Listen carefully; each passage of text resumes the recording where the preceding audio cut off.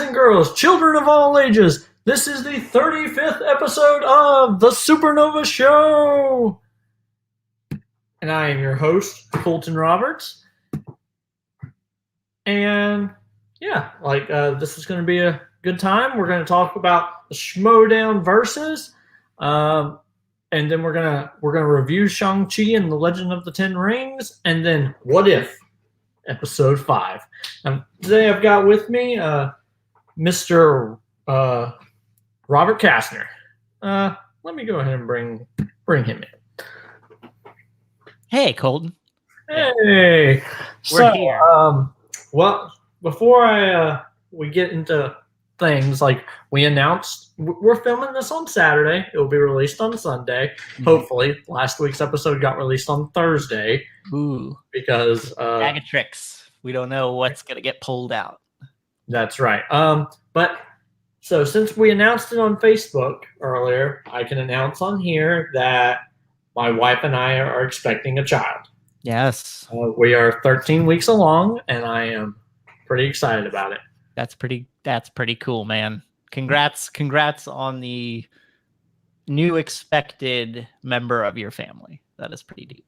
Yes. Yeah, like I can't wait. Yeah, it's gonna be good. It's awesome. Like, yep. But what have you been planning so far? Anything? I know you made the announcement, but anything else been planned out yet? Yeah, we were planning out the gender reveal. It will probably be at the end of October. Ooh-ish. Okay. Halloween gender reveal. Yeah, or sometime in October, because probably not the end of October because of exactly what you just said. Was because Halloween is actually on a Saturday, right? This year. I don't know that for sure. Okay, well, I'm gonna pull it up on my. But yeah, I think it was on a Friday last year. So yeah, no, it's on a Sunday. But yeah, so we could technically do it on that Saturday, I guess. But no, probably not, because we have children who like to go trick or treating. So you could do the day before. Yeah, that's true. Or you could do the day after, All Saints Day reveal. Yes, on a Sunday. Yeah, so we have some interesting ideas for that. But yeah, like I'm just excited. Like I've had to go since the beginning of July and have that secret, and just been like, yep, I'm not allowed to talk about it. I feel like a big weight's been lifted off. Yeah, because like your Facebook friends. Yeah, like of course, like during the early stages of pregnancy, you probably shouldn't tell anyone about it, because that's a bad omen. Yeah, and because of like miscarriages and stuff. Mm-hmm. And like I just realized, like I'm so glad I put on the Star Wars shirt, because when I showered a little bit ago, I literally had the same shirt that you're wearing. No way, really? I always think about what kind of geek type shirt I want to wear on these, and I have a few. Yeah, we almost matched today. That would have been if we had come on in our lead up, I definitely would have went and changed. I don't think coming in like that would be good for our brands. Yeah, no. Unless we were like doing a review of Punisher or something, then that would be okay. But yeah, are we gonna do the whole Marvel universe? We could do that. That could be a whole year. Yeah. Yeah. But yeah, I mean, because I figure eventually he'll probably be in something MCU related, so we might get to do that. You would think. I do know that people did a lot of. We talked about the No Way Home trailer, and I know people did a lot of deep dives and camera inspections to try to figure out if Matt Murdock's Daredevil, they were in that, and people have come on both sides saying yes or no. So if that's still to be discussed and that's still a possibility, then why not have the Punisher as well? It's probably, I would venture to say, probably something. I think they added, Marvel did, 4 new movies on slate for next year or 2023. So they could be heading in that direction. Who knows? Yeah. But yeah, I'm pretty excited for the pregnancy and all that. Why wouldn't you be? March 2022. Yeah, the expected due date is March 17th, so it might be a St. Patrick's Day baby. Ooh. which means I will. That's the day after my wife's birthday. Ah, good. Yeah. But hopefully, I mean, if it comes earlier than that, things happen. Hopefully, it doesn't come too later than that, or my wife will murder me. If it's later, you may not. I may need a new host of this show. Yeah. So he has to take over. Maybe someone could just adopt your name and your identity. I mean, technically, I guess if it's a boy, we could wait 18 years and then it adopt my name. Like if it's Junior, I mean, it's not going to be, but it could be. Could be.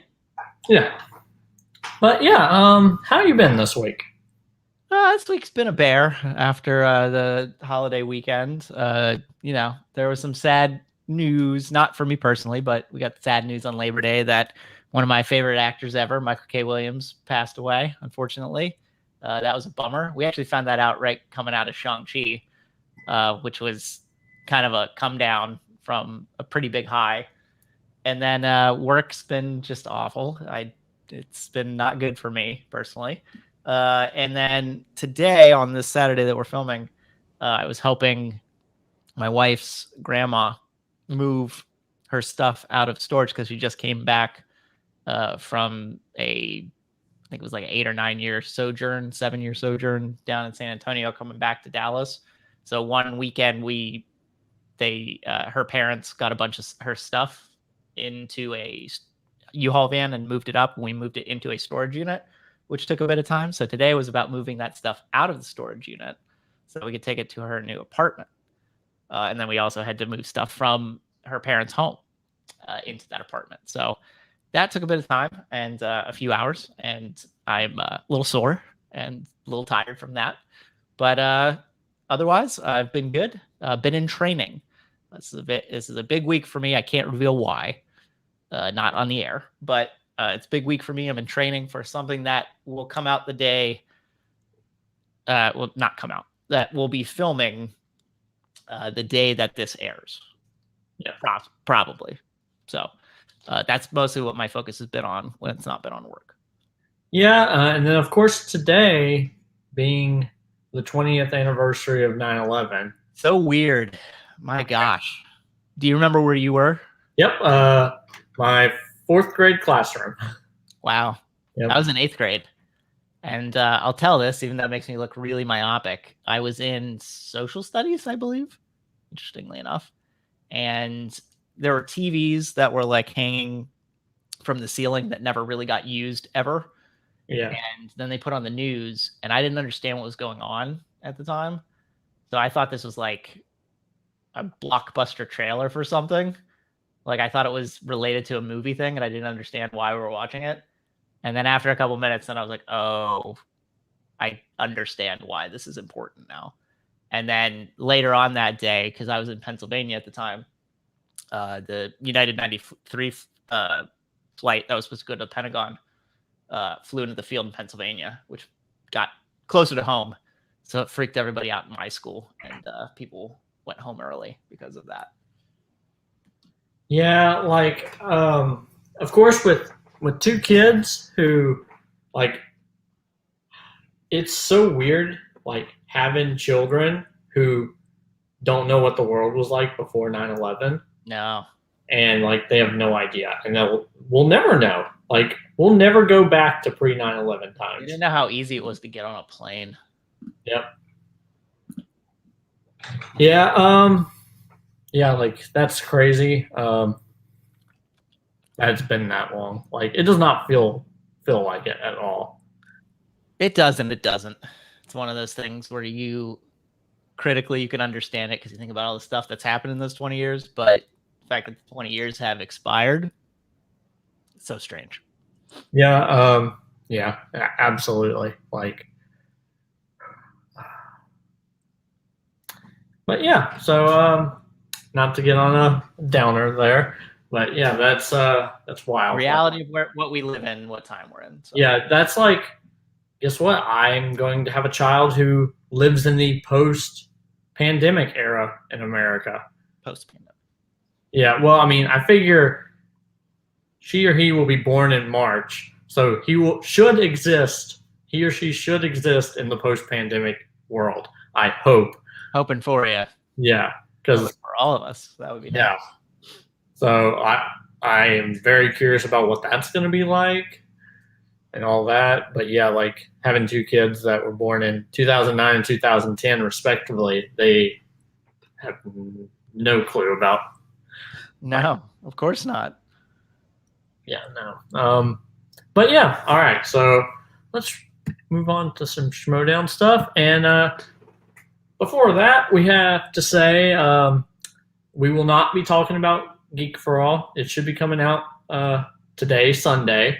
Yeah. But we're not going to talk about it. No. We'll talk about it next week, hopefully. Okay. But yeah, so the mystery will be alive. Did I win, or did the curse do its thing?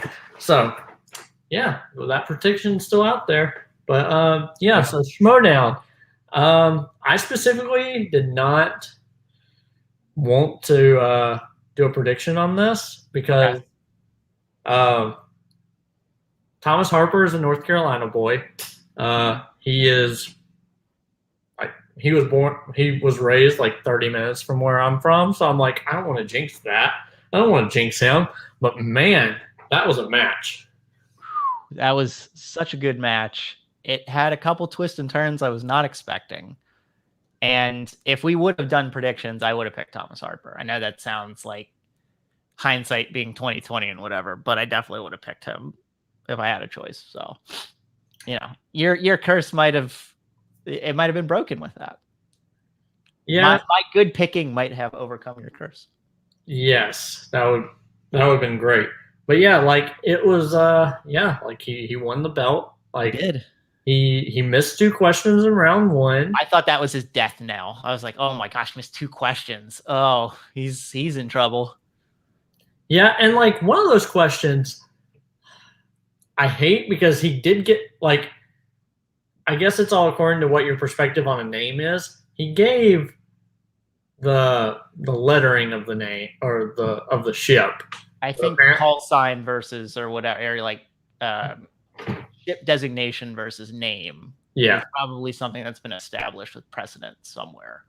And but that would have been one of those things where like there has been two things in the Schmoedown this week where they've used the benefit of the doubt rule to overrule something, and I think he probably could have done that because it was a designation. I would claim it is the name because only that ship has that particular designation.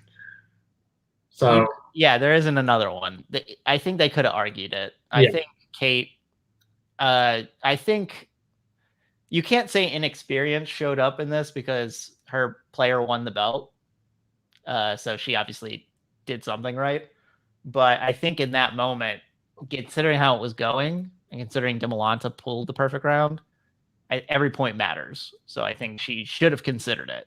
I think she was probably worried about something coming in later on that would require a challenge that they weren't sure if they would win. Yeah, and then he got 10 for 10 in round 2, 3 points in round 3, and then he got 9 for 10.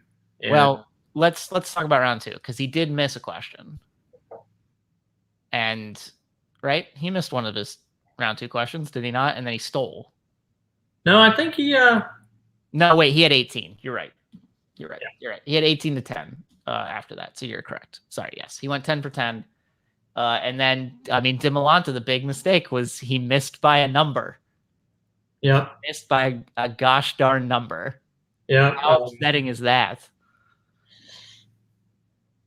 That anytime if you've ever competed in any sort of movie trivia and it's a date that you're 1 year off by, or it's a number that you're 1 number off by, it really pisses you off. Yeah, or they ask you like the color of like I remember I was in a Star Wars match and they asked what color Kira's cape was after she gets on the Millennium Falcon.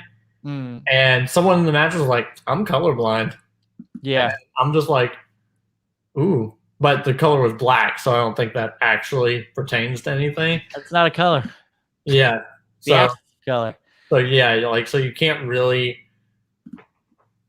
say anything to that, but man, like those, like legit, if the cape was like green or something, you're like, I can't see that.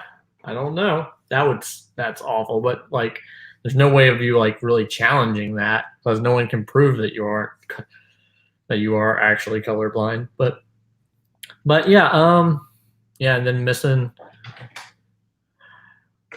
I mean, I thought Demolanta was definitely done after getting the steal, and then you're right. Harper went 9 of 10, but you lose a point, so it was a 10-point margin going into Demolanta. So I was like, oh, if Demolanta goes 10 for 10, then it's a game. We probably go to overtime. But he could not get the what was the question he didn't get? I can't remember. It's escaping me currently at the moment. Because it took him a long time to get conflict at the end of the Revenge of the Sith, right? Yep. Yeah. So it took him a while to get that, and then Anakin's quote in Rise of Skywalker. Oh yeah, he couldn't get who said the Force surrounds you, Rey. Yeah. Skywalker, which I mean, somewhat hard. There's like 15 voices or whatever that say something, so I get it. It's hard to come up with that in the time frame. Yeah. And then when it was 1 point, I was like, well, I guess Harper won this. That's the fait accompli about playing in the Star Wars League, is that even if it's a 1 point thing, you're like, well, they're going to go 10 for 10, and so that means Harper wins. So. Yeah. They didn't even use any repeat. Like, I think they used one repeat. I think Harper had all 3 repeats left, and he was just like, eh. Yeah, and then at the end of the match, they announced the tournament bracket, and I don't know if you noticed what was weird about the tournament bracket, but Demolanta is not in it. Probably taking a break. Yeah, like I saw that and was like, now Alex is going to win that tournament. You would think him or Gold Leader, right? Yeah, and it's like the same thing. Like I'm trying to remember, what faction is Marie Wilson in? She's isn't she in the Usual Suspects?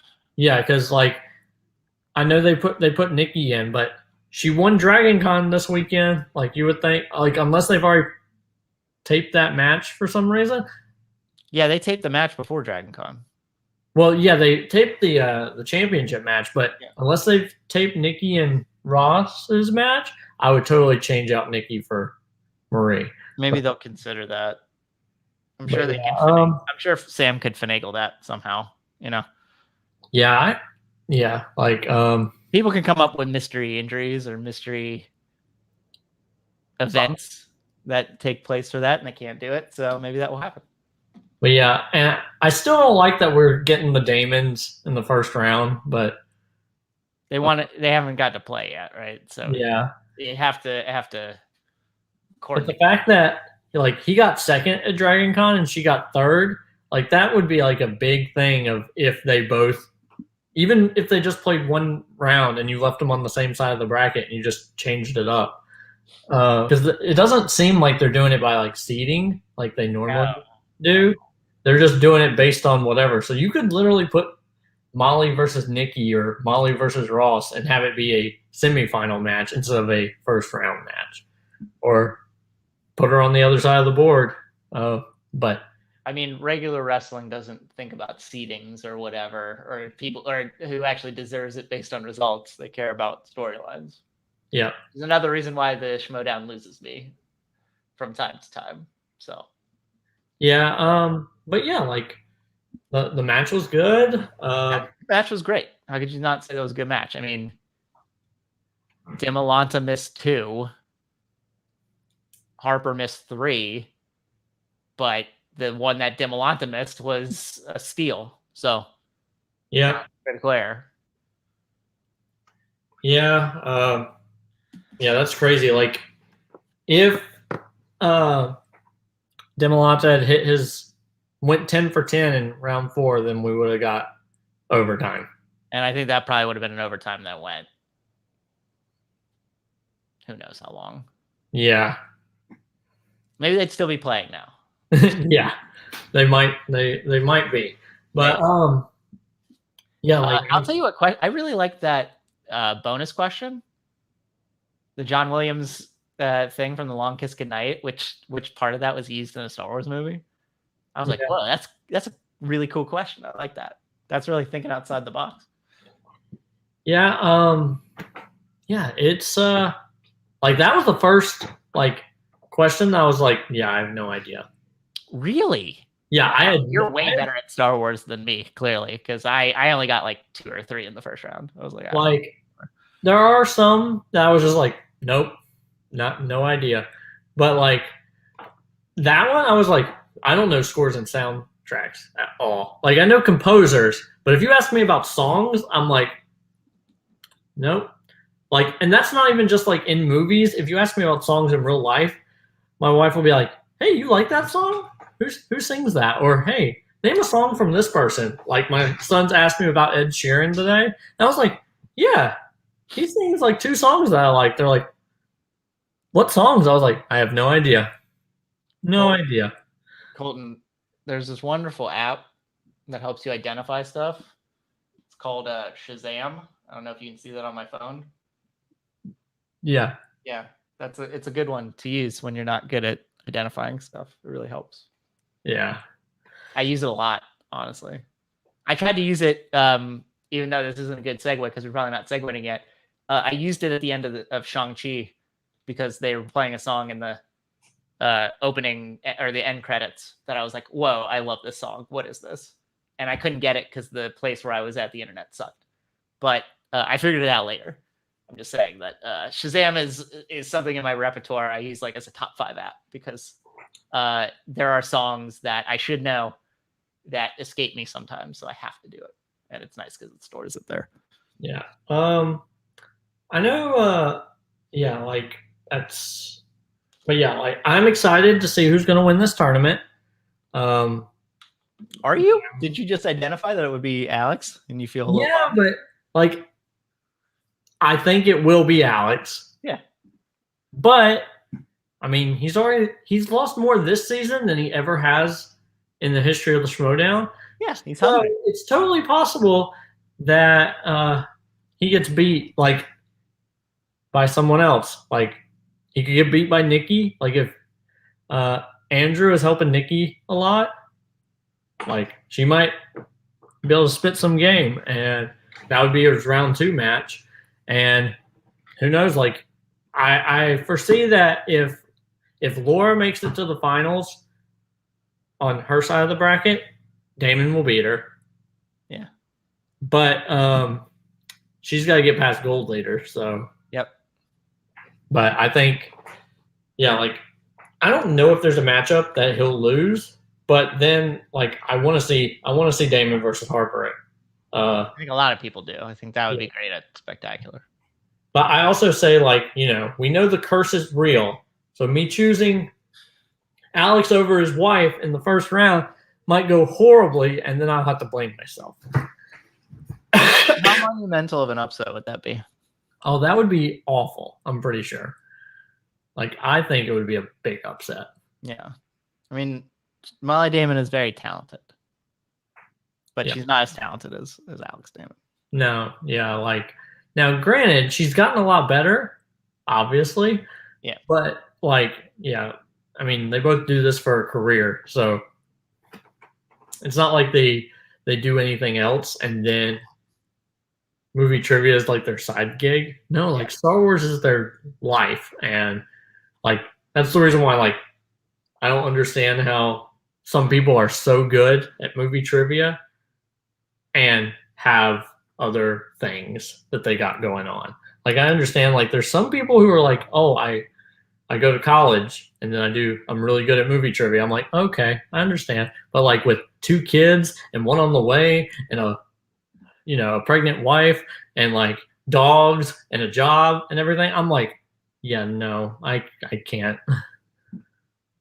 Got to find the time, I guess. But yeah, like it's always, hey, studying for this means I'm sacrificing time with one of those other things, or you're sacrificing sleep. Yeah, that's not worth it to me. Nothing. Okay. Like What if I just said an hour of sleep a day? But then that wouldn't be me watching a movie though. I'd have to sacrifice at It'd be you least. reviewing notes. Oh, okay. It can also be helpful. Yeah. Yeah, like I could always like if it's like surface level stuff, I would be great at trivia.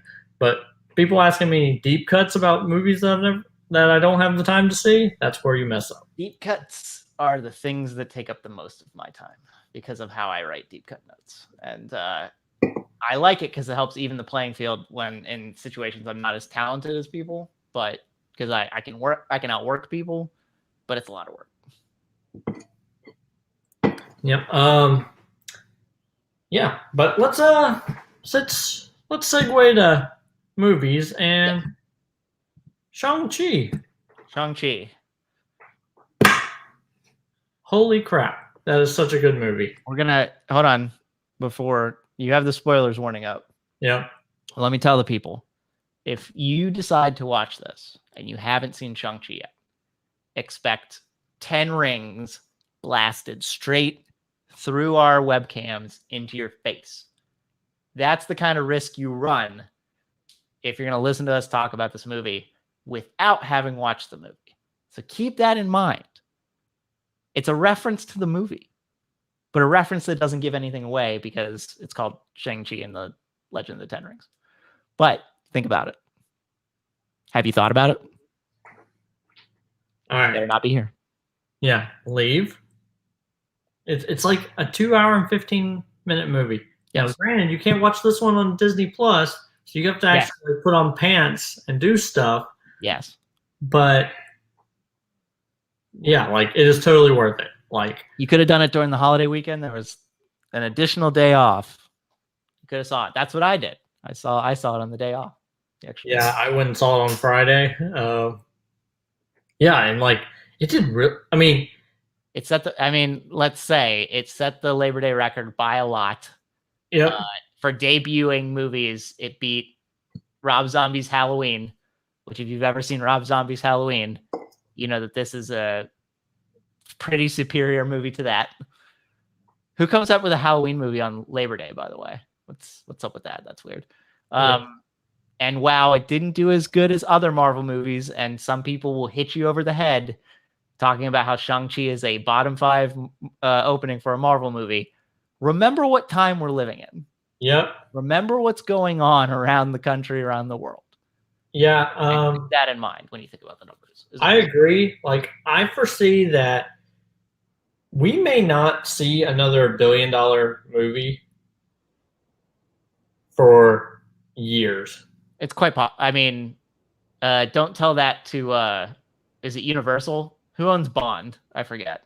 MGM. Yeah, don't tell that to MGM because they're putting a lot of stock in. Don't tell that to Sony, who after looking at the Shang-Chi numbers was like, we got to move. We moved Venom, Let There Be Carnage back. We're moving it back up, baby. Let's get it. Yeah, like, but I mean, right now, I guess it's better to make some money than it is no money, which is how it is when they've been releasing it on day-and-day streaming. Black Widow made almost as much as Shang-Chi in the 3 days, and then it made $60 million on Disney. Yeah.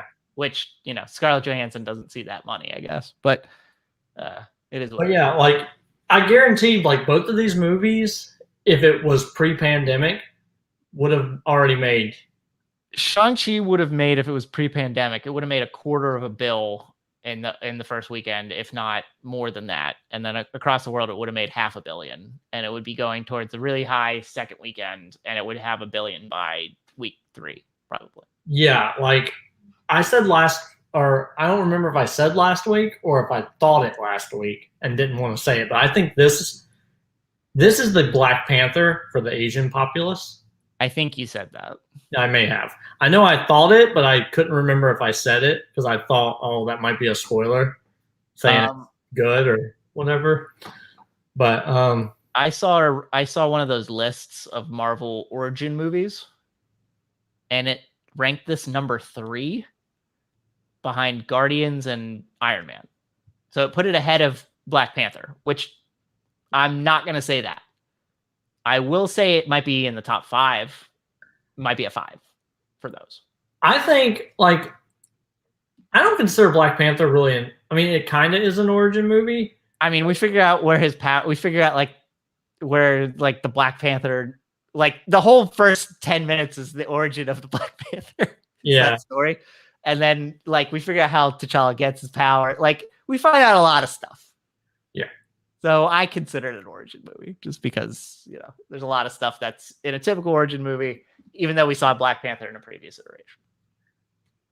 It is what it is. But I don't think this is better than Guardians. I don't think it's better than Iron Man. I don't think it's better than Black Panther. Yeah. Is it better than like Captain America: The First Avenger? Probably. I was gonna say it's probably in my top 3 origin movies, but okay. Where would you rank it before we get into the meat of the movie? Where would you rank it in MCU movies? Because I think it's like 8 or 9 for me. Ooh, okay. I gotta look at my list because I had a list of all the movies. I think it's like 8 or 9. Yeah, it's and it might be close with a few others, but I just maybe recency bias put it over the top. It suffered from some things we'll talk about, but yeah, yeah, I would probably put it at like 7, maybe. Okay. Yep. All right. But I think it's better than Guardians as an origin. Better than Guardians 1? Yeah. Okay. I think it's better than Guardians. And I just don't think it's as good as Iron Man or Black Panther. No, I definitely agree with that. But that's beside, you know, whatever. All right. So that's our feelings on it. We'll probably circle back to that. So let's get into the movie. They did the thing that I loved. Okay. Like the beginning of the movie is the origin of the 10 rings. Yes. And they don't really get into like they say that he found it in a tomb or in a crater and then he got the rings and now he's like running amok, right? Oh, yeah, he is like Genghis Khan. Yep. Just destroying things. Yeah. Now I remember right when I saw it, like it's the same thing. Like I loved it. I loved that they were like, yeah, the Mandarin. And then like, you know, they kind of make a joke about that later in the movie. Like I was like, huh, okay. Well, I don't remember I cannot pronounce his actual name. Was it like Zhishang? Yeah, nope, I can't. I do not have the ability. I can't remember. I knew it right after we talked about it. It was like Zhongwei or Zhizhong. It's something like that. And I feel bad that I don't remember, but I'll look it up and you talk. I will. But yeah, like so the entire idea of him like creating this organization and like taking over and all that stuff, like Zhu Wenwu is what it was. Sorry. Yep. I screwed that up terribly, but I knew I was in the ballpark-ish. And then he meets the mom and like she kicks his butt. It took me like 20 seconds and I was like, yeah, this is clearly like his parents. I got it. I was like, yep, they're falling in love and this is how Shang-Chi was made. Yep. And I love that. Like I liked every single moment of all of that stuff. Like it totally erased what they did in Iron Man 3. Like, granted, the rings don't have the same powers that they have in the comics, but if they did, he would be super OP. So I'm like, hey, give them their own little flair, and I'm fine with it. Like the fact that they keep him immortal makes me wonder, like, did the rings make it where he automatically survived the Thanos snap? Maybe. Because obviously it kept him alive. But I don't know if that's like an eternal youth thing or an immortality thing, or if maybe it was like maybe the rings created his own little quantum burst, like how Scott Lang was protected from the snap. Yeah, because obviously, like he was wearing them during that time because he put them back on once his children left. Yeah, he had them on the whole time. Yeah, like he does take them off.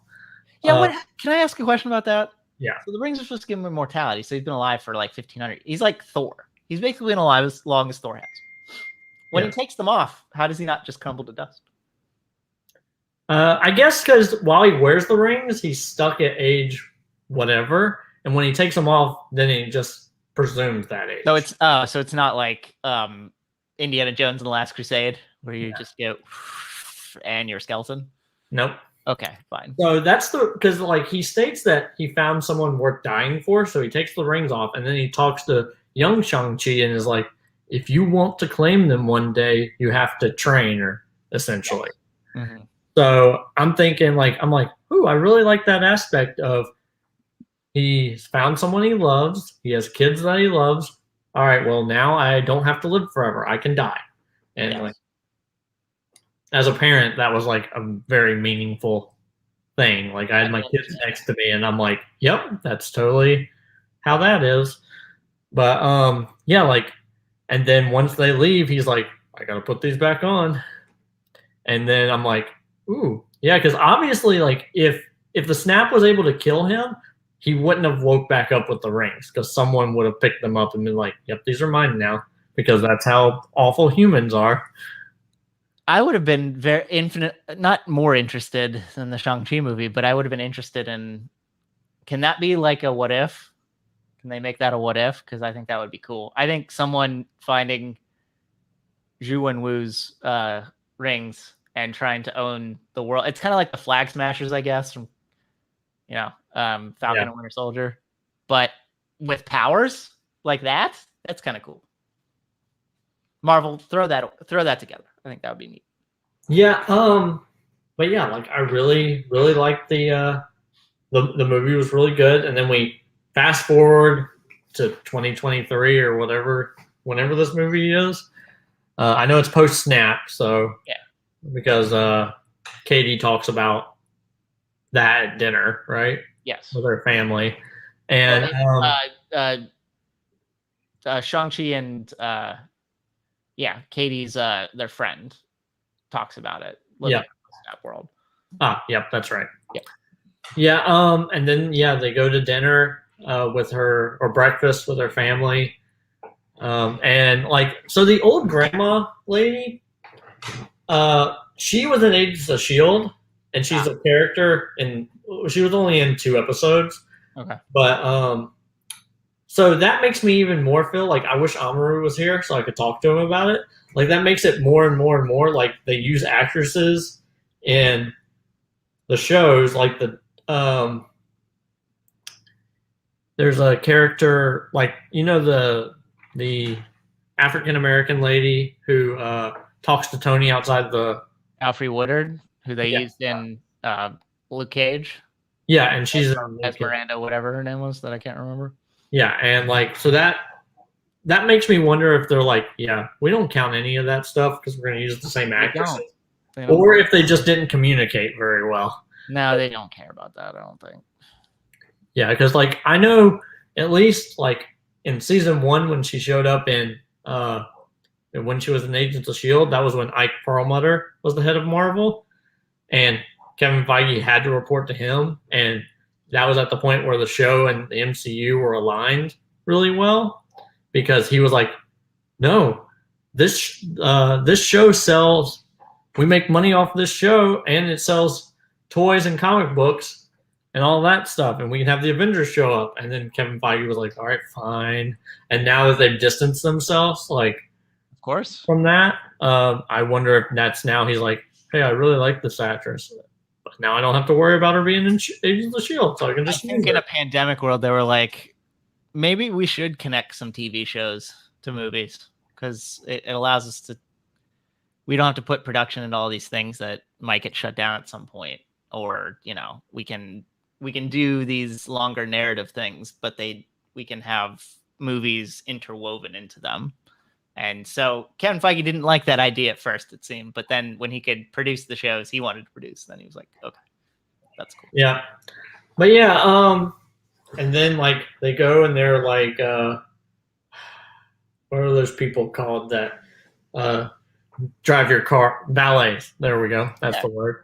Yeah, and they're that, and then That's a fun little thing, right? yeah. Which, if you saw the trailer, you knew. But like he's training, and they're playing the sweet music that I can't remember what it is.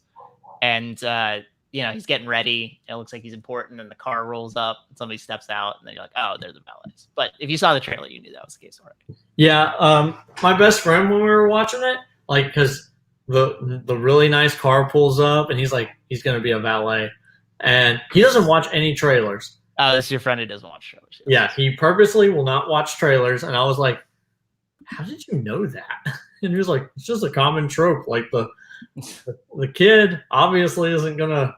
And at first, I was like, oh yeah, that makes sense. Yeah. Then I'm like, the entire time I'm like, hey, we'll get back to his dad, because like, yeah, and like, yeah, so they do, and the 10 Rings comes and attacks him on the bus, which like that's one of those moments where you have to suspend your disbelief, because like they don't run into any cars. They run into a few. Yeah, but like anything bigger or that's remotely the same size as them. That fight scene is so cool though. Yes, it is. The guy who's filming it. So this is a lot of times jokes hit in this movie, but there were sometimes they didn't. The guy, when he's filming it, talking about like he took karate, so I'll be the one who does all the like the play-by-play on how this fight's going. That dude was hilarious, and then they kept showing him like a couple more times, and after like the second or third time, I was like, all right, I think that's a little much. You guys are... Well, and he's the same guy who in Spider-Man Homecoming, who was like, oh, do a flip. Is he that? Yeah, do a flip, Spider-Man. I didn't realize that. Wow, that's cool. Yeah, which is so weird, because like that's New York and that's San Francisco. Yeah, but it was 6 years later after a snap. Who knows how his life decisions changed? Yeah, that's true. But yeah, it's the same guy. So I'm very happy about this now. Okay. Well, still, I think sometimes they overplayed some stuff, and that was one of those things. But the fight itself is so cool. Him going out of the bus, coming back in the bus. Obviously, the guy with the machete for an arm, pretty cool. They did another one of those tropes. Like, does he look like he can fight? Wham! And then like she obviously realizes her whole time knowing this guy is a lie, which is crazy that he was able to like get himself enrolled in high school and that he lived a normal life for, what are we to assume, 10 years? How old are we to assume? Shang-Chi? Yeah, 24, 25? I would say, 10 years. Okay. It's kind of crazy he was able to like manipulate all that. And yeah, especially in a world like we were talking earlier about 9/11. Like, yeah, I don't know if 9/11 happened in the MCU. I assume so, because they were in, Afghanistan, which is where we went in Iron Man, and they were in there in Iron Man 1. So I assume 9/11 happened. But if you believe some news stories where they talked about how Disney and the MCU played on our post 9/11 emotions, then yes, maybe. Yeah. So like, especially like right after 9/11 is also the same time that Bush passed No Child Left Behind and all that stuff. So like he would need like some kind of permission from a guardian to be like, hey, enroll my son in school. I know. I got to figure out how. Can we get like maybe a couple of those Marvel one shots of what Shang-Chi's life was like after he ran away from the 10 Rings? Because I just want to know logistically how it worked. That's all. Yeah. Okay, so they fight on the bus. Obviously, Katie figures out that he's not who he said he was, and he needs to go to China, Macau, and she goes with him. And we get the origin story on the plane. And that was one of the funniest parts to me. I thought something went wrong in my theater when he's telling the story, and then it cuts. I was like, oh, what happened to the sound? And then it's the flight attendant asking about the food order. I really enjoyed that part. That part made me laugh very much. I like awkwardness like that. It's pretty cool. Yeah. And then like they go meet his sister, and they see Wong fight Abomination. Yeah, I thought that would be a little. I liked it. Can I? I want to talk about something because I've been thinking about it since I watched the movie. Yeah. I always like to see Wong in things. Wong makes me smile. Did he really need to be in this movie? I guess for the For the mid post credits. credits, that's it. Yep. Might as well have just had him show up, because honestly, when he shows up in the fighting ring, we had only seen him in Avengers Endgame at the end, bringing everybody in. But I thought, oh man, did Wong survive the snap? And was his post snap life where he just kind of gave up on the Sanctum and he went and started doing underground fighting for 5 years and he became kind of a ne'er-do-well in the underworld? That would be cool. And I would like to know a little bit more about that. But then he just goes back to the Sanctum and I'm like, what? Does he just fight like on his weekends? Why does he do that? To me, it made no sense whatsoever. I liked the fight. I liked using the portals to have Abomination hit himself in the face. And I liked the post-credit scene, but did he really need to be in the movie? Yeah, yeah, it's very, very interesting. Like, I figured that's the only reason why, and it makes it feel like maybe that's where he's going in the Spider-Man No Way Home trailer. Is he got to grind for? He's like, I can make some extra money, like because in Infinity War, as they're coming down the stairs, he's like, I have He's 200 rupees, which is like $1.50. Yeah. So maybe now he's like, well, no, I need money to do stuff. Okay, well, like, give him another minute somewhere where he explains that, just so I can understand why. Because to me, it just seems like a weird thing that he does on the weekends. Like, this is his ultimate fighting like away from his usual work of working with Doctor Strange in the Second of Sanctorum and in Uptown or whatever. So yeah, and it's so weird that they got the actor back to play Blonsky just for that one scene. Because apparently, yeah, he did the CGI for it. Tim Roth was there? Yeah. Oh my gosh, then okay. So I'm gonna skip forward a little bit, if you don't mind. Because this connects, because I was also thinking about this. I found it very strange that Bruce Banner was back to being Bruce Banner in the post-credit scene. I was like, wasn't the whole point of what he did so that he was supposed to accept that, you know, he could be Professor Hulk and that's what he was going to be? If you're going to have Tim Roth come back and do the stuff for that, why can't he just be Tim? Why can't he be Emil Blonsky then? Why can't he be Tim Roth for like a second?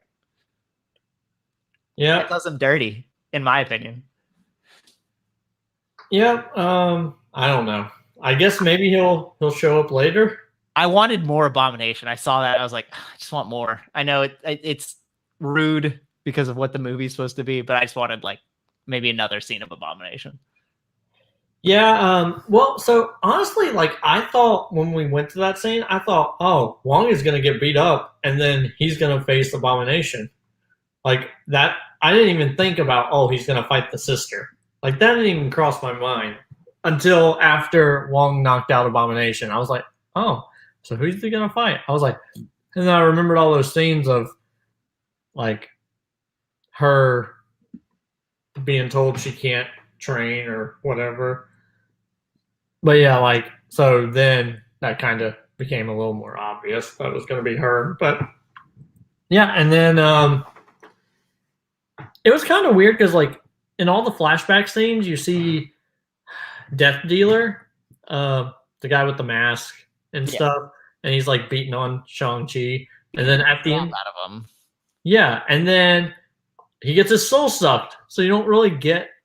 That's one of those things. It's supposed to subvert your expectations, right? Because he's beating him up, and then they have that cool fight outside the fighting ring, like in the building before they get captured, and then it's just supposed to be like a reference so that we can get to the point where the people in Zhu Wenwu's wife's village and the Ten Rings can come together to fight what were they called again? The demons. Oh, I don't. The Dark Dwellers. Yeah, I believe is what they were. Yeah. But yeah. So yeah, that was a little lame, but they like to do that sometimes. So. But yeah, so then they get captured and then they get taken back to the Mandarin's thing, and then they talk about how he gives the story of Iron Man 3's Mandarin, That was great. I was very happy they addressed that. Oh, I was so happy. Like as a person who I hate Iron Man 3 because of what they Yeah, did with I the bet you Man. very much enjoyed that. Oh, I enjoyed every second of it. Like every moment with him on screen, I was like, yes. I like that they yes, every second of it. I loved it. But yeah, and then like he's like, I found a way to your mother. And I was like, huh, that's really interesting. Because I thought they were about, because I thought he was going to be the villain in this movie. No, he is a very sympathetic villain. Yeah. And I thought, oh, wow, he's not going to be the villain in this movie. Like, it's this village. And that's what I thought. I was like, they took the mom for some reason. And I was like, hey, No, cool. I didn't believe that part. Well, and then, like, they get taken and they get put in the prison or whatever, and then Ben Kingsley's there. And I'm Yeah, like, that's also a little weird. It's weirdly adjacent, like juxtaposed between his explanation of it and then when they meet Ben Kingsley and that they broke him out of jail to kill him, but then they kept him as a jester. It seemed weird to me. But I, like Ben Kingsley's scenes, all his scenes are awesome as Trevor. So I'm fine yeah, with it. yeah, like I like him as Trevor. Now I like him a lot more now than I did before the movie came Well, out. yeah, you only got one scene and it was like him talking about leaving a huge dump in the toilet and like drinking beers but like all the stuff that he does is gold. Yep. And then yeah, like they get to the village. They whatever this creature is, I can't remember what it is, leads them there. Yeah. And then like they get to the village, they meet their aunt, they see all these cool creatures, right? They're Like so cool. that lion thing, I was like, man, why doesn't that exist in real life? Dang you, Marvel.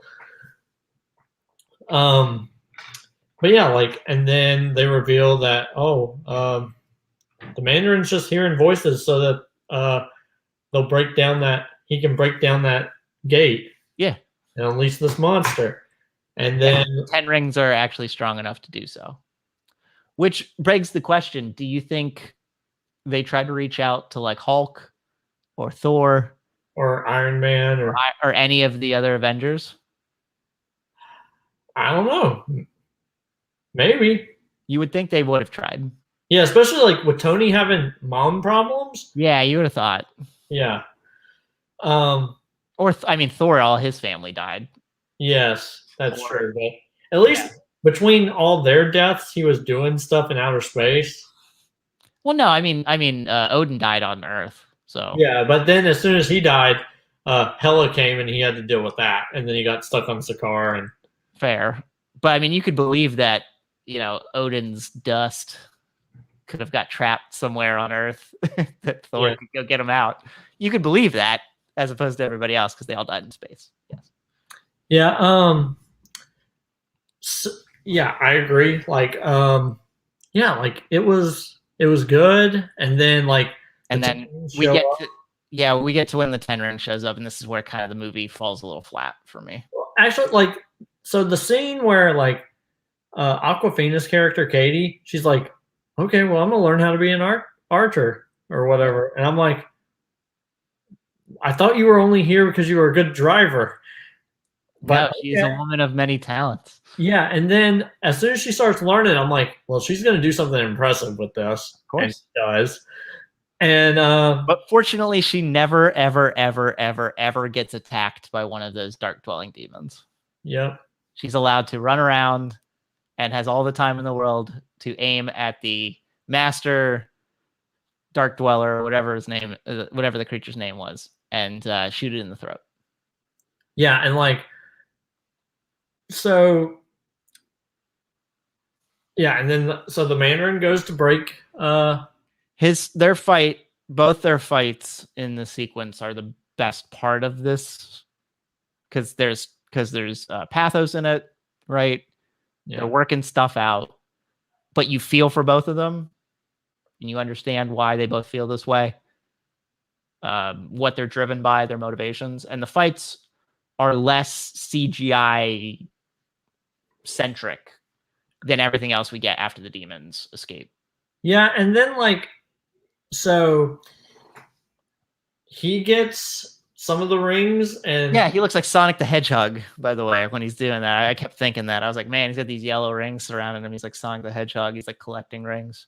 yeah, and like they're an orangey yellow color, but when they're with his dad, they're a blue color, Yeah. which begs the question on why. Like I figured that's the reason why the Sanctum didn't wasn't notified when the Mandarin wore them because his energy's different or I something. guess not.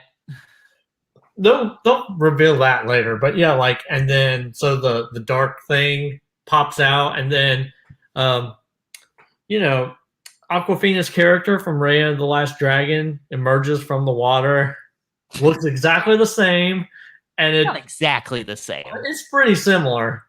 It's a white and red dragon. It's very similar, Sisu? and it's like the same design and everything. Like, The dragon's name is Sisu, by the way, yeah, from Raya the Last Dragon. That's her character. yeah.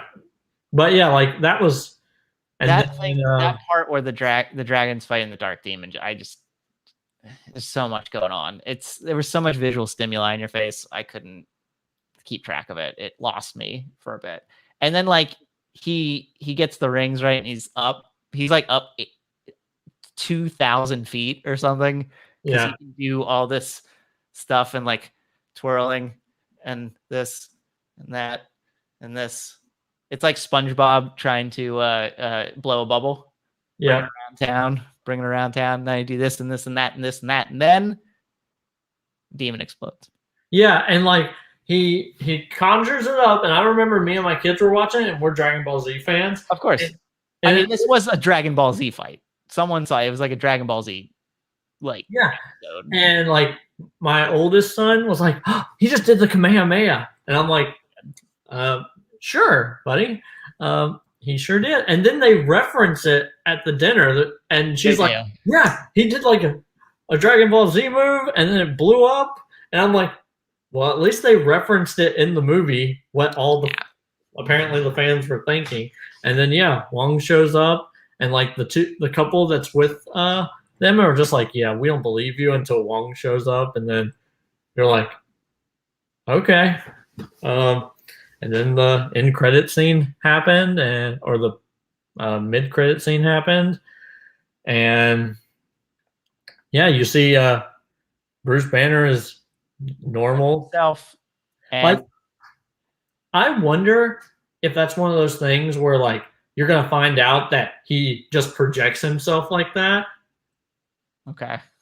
so that people won't get like weird. Dude, half of life was snapped out of existence.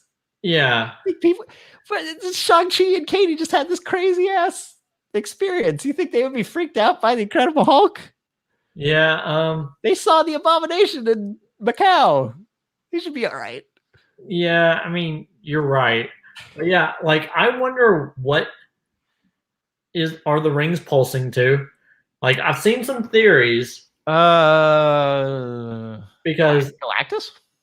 okay, so I've heard that, Okay. but I've also heard like in the comics, um, the Mandarin picks the rings off of a dead body of a or like what is considered a tomb of this ancient dragon. So it could be that once one of the and like Shang-Chi is now like connected to a dragon.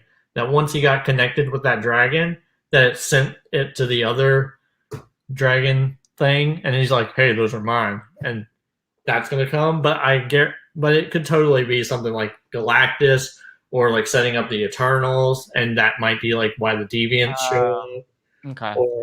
or something like That's fair.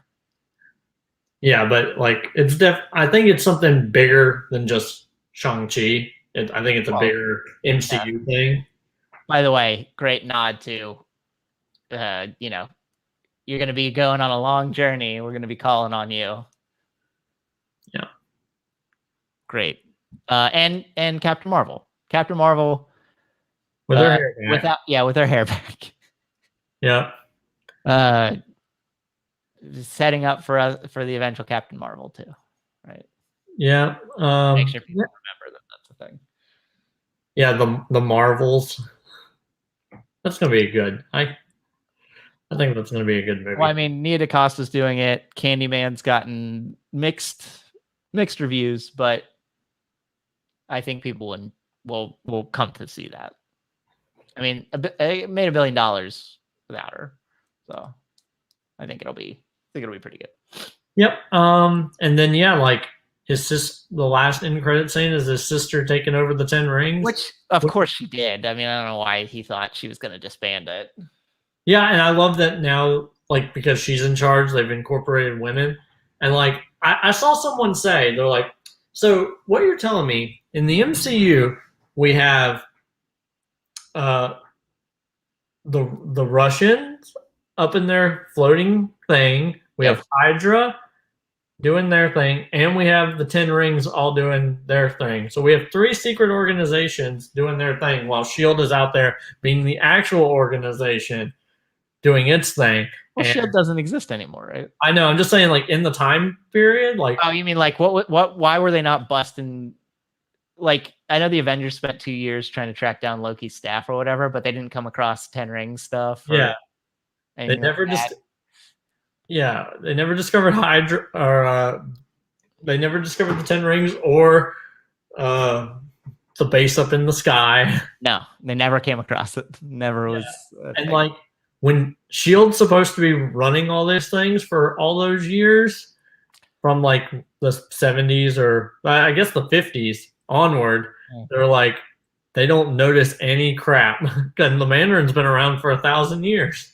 Do you think Hydra infiltrated and was aware of these things, but just kind of kept it off Shield's radar all that time? They were just like, more people to sow discontent and whatnot. Yeah, I think Hydra probably with the Russians, I figure, or the Russians knew about Hydra. I think they both were like, hey, we won't mess with you as long as you don't mess with me, because we both got the same goal. Bucky Barnes was being instituted. He was living in Siberia, right? Yeah. Getting called on the Winter Soldier. So yeah, there probably was a connection, Hydra. Yeah, and then I guess the Ten Rings were just like, yeah, we don't care what the Americans do until the West can do what they want. The East is ours. The playground is ours. Yeah, until the moment when the West decided, hey, we've heard about this guy and we're gonna play him up. Which, like, that makes me wonder if in Iron Man 1 was Raza a member of AIM's Ten Rings, or was he a member of? No, he had to be a member of She Win Lose. Yeah, he had to be. Yeah, because I know, like in Iron Man 1, they kind of hint at him being involved with the Mandarin because he has one ring and he's like twirling it. But then you see that exact same ring. Ben Kingsley's character is wearing it in Iron Man 3. So like that makes me wonder if they're associated with AIM, and like because at this time, Aldridge is trying to screw with Tony still because he doesn't like him. Yep, left him on that roof and burn, and that's enough to be a terrorist. Yeah. Yeah, I mean, and then that takes us to the end. That's the end of the movie. Yeah. I will say, as a cap on this movie had some of the most beautiful stuff I've ever seen in Marvel movies. I thought how they built out the emotion of the family drama, how they made the villain as sympathetic as they did and make you understand why he would do these things, and how even when people tell him logically that this couldn't happen, he wouldn't care because he's a dude who's lived for 1,500 years because of magic rings that live on his arms. The fight between someone in my faction mentioned that they're like a sucker for a meet cute fight. And, you're like, yeah, I get it. That makes a lot of sense. It's cute. And it's fun to see people at the height of their powers, I guess, going toe to toe. And that the person who you would assume is the underdog wins the fight. Yeah. They get underestimated. But I will say that, and I've addressed, some of these questions that were in my head that didn't make sense to me, how some things flowed, pacing things in the second act. And then the third act was the typical Marvel stuff, which you would have wanted. It was one of those things I saw online somebody had wished that Destin Daniel Cretton could have made. Like, what would the Shang-Chi movie have been like had he not been part of the MCU machine? Would it have been the same thing? Probably not. So I would have liked to have seen that version. It got a little bit caught up in the Marvel stuff in the third act. But I still think it's a win. I still think it's better than half or more than half the other Marvel movies. It's nice to see, characters in this ilk getting representation. And obviously that means it'll be led to more of these kinds of movies. Black Panther and this have set the tone for that. Not perfect, though. I will say that. Not a perfect movie. But highly entertaining. And it was beautiful to watch in a lot of occasions. Yeah, I agree completely. But yeah, like I'm ready. Like it's weird because the first one just came out, but like if they said tomorrow they announced Shang-Chi 2 or whatever it's called, then I'm gonna beat up my sister. Whatever you want to call this movie, I'm down for it. Shang-Chi family drama part 2. Yep. Yeah, like Shang-Chi and the Legend of the 20 Rings. Yeah. But yeah, like I'm down for it. Like yeah. I'll totally go see that movie. I am still excited for MCU movies. I haven't really watched any of the Eternals trailers because I'm less interested in that. Oh, but I mean, Spider-Man in December. Yeah, I can't wait for Eternals. I'm ready to go. Eternals is going to be good. Okay. I can't wait. But yeah, so I guess we're done with that. So we can talk about What If for a few minutes and then we'll go.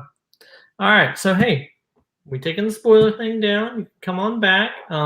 Yeah. So your name is pretty funny. We didn't even talk about it because I didn't even. Oh no, yeah, no. The Ben Kingsley lines where he talks about that's my favorite part, where he talks about getting into acting because he watched Planet of the Apes when he was a kid, and he didn't realize that the apes were humans acting in ape suits. They thought they were apes that were acting like humans, but they were actually apes. Is just wonderful and delightful, and it's probably one of my favorite parts of that movie for sure.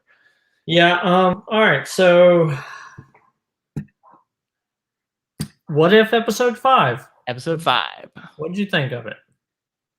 I don't know if I liked it better than 4 personally. It was very interesting.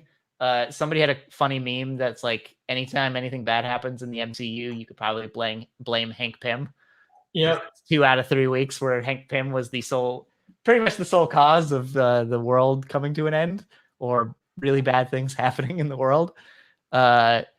It's a cool idea for sure. It was weird to me when I watched Ant-Man and the Wasp that Janet Van Dyne was in the quantum realm for 30 years and all she did was pick up the power to heal people and something bad didn't happen to her.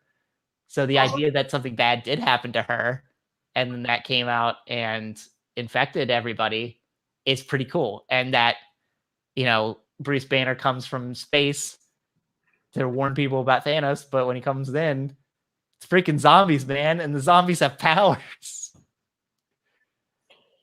Yeah, yeah. I honestly was thinking about it when I watched it. I think it was my least favorite episode. Whoa, okay. Like I was not into it. Like there were moments in the thing that I was like, all right, cool. I loved us thinking like Scott Lang's dead. And then he shows up in the head in the jar. Yeah, I was like, what a Futurama episode this is. And then him, the cloak of levitation with him on top of it. I was like, I didn't know I needed this in my life, but goddamn did I need it. It was pretty funny. Yeah, but yeah, like it was I think it was a good episode. I just don't think it was better than the others. Like it's so weird, like just 2 episodes ago I think it was maybe 3 episodes ago. We had T'Challa was able to convince Thanos to not destroy all life in the universe, but he wasn't able to convince Vision not to sacrifice him to his. It's a different T'Challa. Yeah, like that's how you angle it. Yeah. there were parts in there that made me really sad. Parts like We Called, like I watched it with my wife, and I was like, "Oh, Wasp, don't get eaten while you're that tall, because you're gonna be a 80-foot zombie, and that's gonna be scary as hell." And then when she's throwing zombies at the quad jet, I was like, "Oh my god, this is insane!" Oh yeah, like that was one thing. So they called it a quad jet Yeah, during this episode. they've had quad jets. Quad Okay. jets have been mentioned before. Okay, because I don't ever remember that, and I remember Quinjets. That Yeah. was the thing, and that was the thing in a bunch of the movies, and that was a thing in Agents of Shield as well. And I was like, I've never heard Quadjet before, and I was like, did they just mess up? No, quad jet has been mentioned. You can correct me if I'm wrong, but I think either in Civil War, the jet that they get, or Black Widow, they refer to it as a quad jet. Oh, okay, I could be wrong, but it was not the first time I heard quad jet, so I was like, oh, okay, cool. but yeah, By the way, good on the voice actors who were not the regular actors. I had forgotten Tom Holland was not coming back for this, but that dude sounded so remarkably like Tom Holland. oh yeah, like I had heard that Tom Holland wasn't returning, and I was like, when I heard that voice, I was like, oh, maybe I'm mistaken. And it wasn't until I saw the credits that I was not mistaken. By the way, my favorite part about that episode was how this group of people came. What a weird mixture of people who were the survivors. I just loved it. Like, it's Spider-Man and it's Happy, and it's not Happy. He died. No, he was there, but I mean, when Bruce Banner comes in, the survivors that are there, it's Spider-Man's Happy, it's Kurt. Like, how did he end up in New York? It's Wasp, it's Bucky Barnes, it's Agent Carter, like it's Agent 13. I mean, like, what a weird pairing of people. Like, it's so weird. I love that part of it, though. I was just like, what a weird sensation of having these people together. Happy wearing, by the way, if you're gonna wear Iron Man gloves, why don't you just wear 2 gloves? Why just one? Seems weird to me. I guess you want to like grab things with one. I don't know. Seemed weird to me. At the time. Him going like like what did he say? Blast. Or like boom. I forget what he said. Now it makes me sad that I forgot. But just like making sounds like a child was great.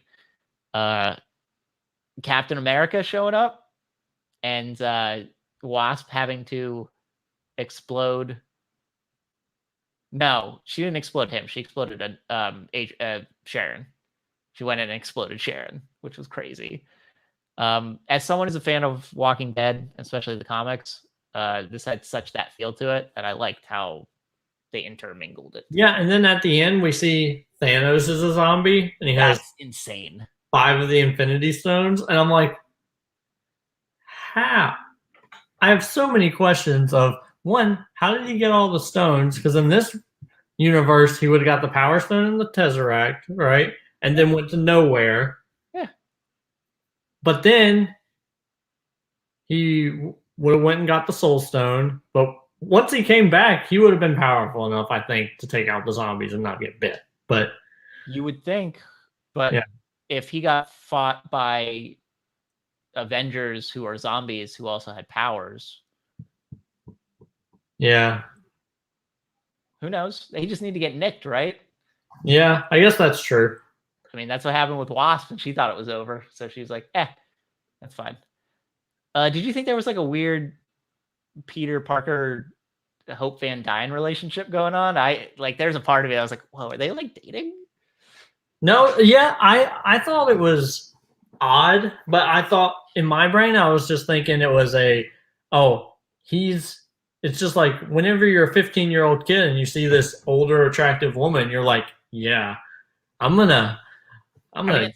the zombie thing, right? People pair off because but then it would still be pedophilia. It would be, but I was thinking there's something weird going on, and then I like the turn for Vision. I think after watching Vision and WandaVision and in the subsequent movies, and then him in this being like a freaking mad scientist or whatever, is cool. I thought that was a cool take. And he takes the stone out himself. I didn't know that was a thing. I was, so when he does that, I'm like, why didn't you just do that in Infinity War? Yeah. boom. Why did he take anybody's advice? He should have just ripped it out of his own head and be like, here you go. Yeah, and it was also really small. It was very small. Compared. It looked like a one of those very tiny Bluetooth earpieces you would put in. Yeah. It's very strange. But yeah, like I liked the episode, but it was not my favorite. Like we got 4 more episodes. Excited to see where those go because I don't think I've seen anything in the trailer that goes beyond this. We haven't seen the Avengers wraparound shot, which is Gamora with the Thanos blade and other people. We haven't seen that one. Okay. We also haven't seen Killmonger yet. Oh yes, that's right. You're right. So there's a few additional things in the trailers we haven't seen yet. Yep. Yeah, that's true. We have. Yeah, like that's the episode I'm ready for. And Thor, we haven't seen Chris Hemsworth as Thor yet. No, because he didn't. There's no Thor voice in episode 3. Oh yeah, you're right. No, Chris Hemsworth hasn't been in the show yet. So however he's going to show up, he hasn't shown up yet. Yeah. I'm trying to remember. All right. First episode was Captain Carter. Second was Black Panther, Star-Lord. Third was Hank Pym murdering the Avengers. Yep. Fourth episode was what if Doctor Strange lost his heart instead of his hands? Yep. And then this one was zombies. What if zombies? Yep. Great title. Just have you seen some of the funny memes? Like, what if DC had a good movie? But my favorite one was what if, and there's like anything could happen in what if, and it was just the mirror version of Sam running next to Captain America, and it just says on your right. Yeah. And I was like, yeah, it could be something really mundane like that. That would be hilarious. Like I've seen where like a lot of people have asked now that Marvel's doing this, could Star Wars do it? Like I personally would love that, but I also think that like if they make anything that's too good, people will hate the sequel trilogy even more, and I don't think they want to do that. If they do anything that's post Return of the Jedi, like because they can't post Return of the Jedi. Yeah, like Mandalorian and all that stuff is Book of Boba Fett. Yeah, like I'm just saying, like if they do anything like animated, where they could definitely get the actors back, like they could have a cartoon version of Harrison Ford, a cartoon version of Leia, and a cartoon version of Luke. I can guarantee 150,000% that Harrison Ford would never come back. Yeah, but you could get someone like, what's his name? He played him in. He played young Harrison in that movie where the girl lives for a really long time. Wait, The Age of Adeline? Yeah, that's it. Yeah, I don't know who is in that movie though, besides him and Blake Lively. So yeah, but in that movie, like that kid who plays young Harrison, like can do a perfect Harrison Ford impression. How about Ross Marquand, the guy who was who took over for Hugo Weaving as Red Skull? He's done Harrison Ford impressions. Yeah, like or Mark Hamill has done Harrison Ford impressions that have made me laugh so hard. He should just double. Yeah. His one on Jimmy Fallon, or is it Jimmy Kimmel? Which is him. Yeah, I think it was Kimmel. Yeah. Harrison turning to him and being like, "Hey kid, you didn't effing tell me that." Or like, he's talking about Mark Hamill's talking about his hair for continuity. He's like, if this movie hinges on your hair, kid, we're fucked. It's like this kind of movie, kid. Yeah. Like I would be down for that. If Mark Hamill gets 2 paychecks for that, that would be cool. I think you would only see that though if Kevin Feige made that jump to Star Wars, like was rumored.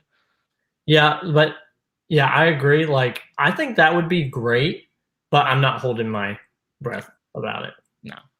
And I don't know. Do you play a lot of video games? I play a few. I don't play as much because my attention is sort of centered around trivia more. Okay. So they talked about having The Kotor remake. Yes, you're talking about the. I didn't see these yet. I want to watch the Spider-Man 2 trailer. Oh, it looks so, like I'm gonna have to get a PS5 if Unfortunately, yes. for both of those things. I've always been an Xbox dude, but I can't I don't understand why they're not putting it on the Xbox. Because Xbox stinks now. Well, PlayStation. yeah, but it PlayStation was has original. won. But it was originally on the Xbox. I know. It's great. Yeah, because Xbox has failed and PlayStation has won the console wars. I think that's very clear at this point. But yeah, and like since they're all sold out of the PS5, you would think you would at least put it on something. Like they have put it on PC, so I may play it on PC. But like I'm wondering if they'll make it canon, like they'll change some of the events in it to make it more like what the High Republic's got going on with how hyperspace and stuff works. Maybe. But yeah, like that could be their first step into obviously like it's a choose your own adventure game where like you make your own choices. So like they could be like, hey, this is canon, but only this part of it's canon. And then hey, here's what if whatever. I don't know. Yeah, but, I'm all for that. God of War Ragnarok, Spider-Man 2, and then they're doing a Wolverine game. Oh yeah. Yes, please. All right. Well, this is the end of the show. Yes. Thank you, Robert, for coming on. Of course. Thanks for having me. I'm more open with my time, but like I said, I'm in training for something and I need to divert as much time to that, contribute as much time to that as I can. So thank you for accommodating me. Yes. Shortening this episode a little bit. Yeah, absolutely. Like, yeah, that's good. But you can follow me on Twitter at ColtonRoberts8 and follow the show at SuperNova_show. And Robert, you got anything? A couple of my matches went out this week. I had my number 1 contenders match for Full Metal singles, so you would have seen the results of that. Tough match, but I fought hard and I went on a nice run there, so I'm happy about that. And my my second geek match in Ontel also went up, which I know caused some controversy amongst the trivia community based on the questions that were asked. But so a couple of my matches went up. I think there's an expectation that maybe there'll be another fandom match that comes up this week. I don't know because I never know the schedule, but look out for that too. But yeah, and then football started back, so yes, and opening night game, even though it was with 2 teams I despise, I watched the end part of it, and it was such a good game. And when this airs, football, the main cycle of games will have started, including for my favorite team, and I'm so freaking jacked for it. So let's go. All right. Well, and we're signing out. Don't forget to tip your virtual waitress, everybody.